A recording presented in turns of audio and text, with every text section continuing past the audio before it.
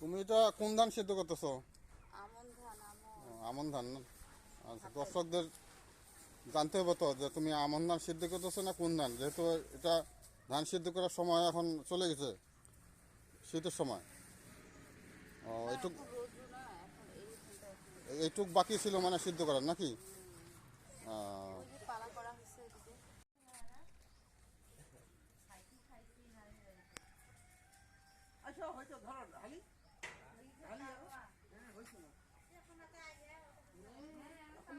আসসালামু আলাইকুম, আশা করি সবাই ভালো আছেন। দর্শক, এটা হলো আমন ধান। আমন ধান সিদ্ধ করতেছি। এখন আমাদের হাতে কিছু সময় আছে। এর আগে সময় ছিল না, বিভিন্ন গৃহস্থের কাজে, ইরি বীজ বোনা, বিভিন্ন রকম কাজ এঙ্গেজ ছিলাম আমরা। তো এখন হয়তো আপনারা দর্শক বলতে পারেন যে এখন আবার কিসের আমন ধান। তো এটা আমাদের পূর্বের ছিল, সেই হিসাবে আমরা এখন আমাদের কাজটা সারতেছি।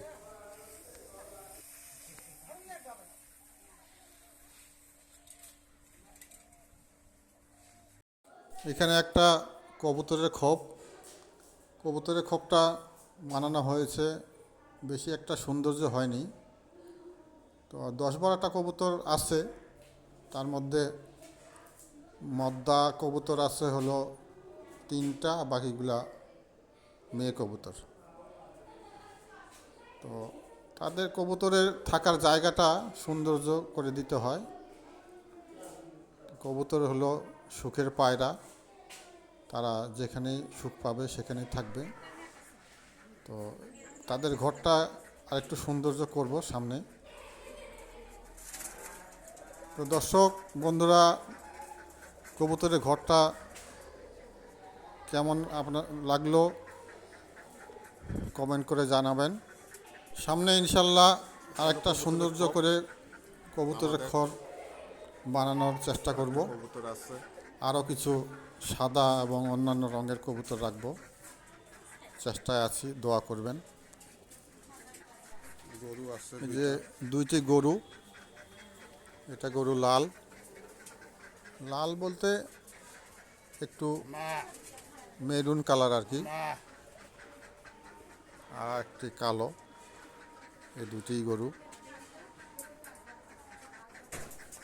বন্ধুরা, এখানে 2টি গরু আছে, একটি লাল মানে মেরুন কালার, একটি কালো, আর হাঁস আছে কিছু।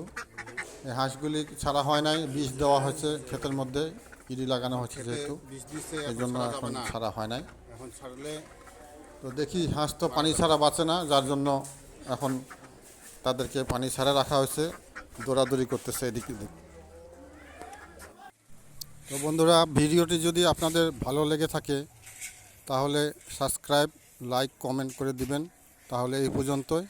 আসসালামু আলাইকুম, ভালো থাকেন, সুস্থ থাকেন।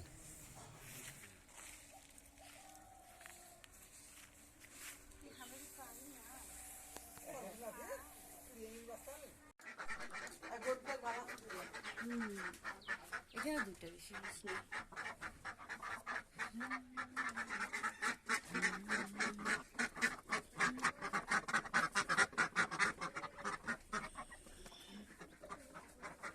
বের হচ্ছে না না?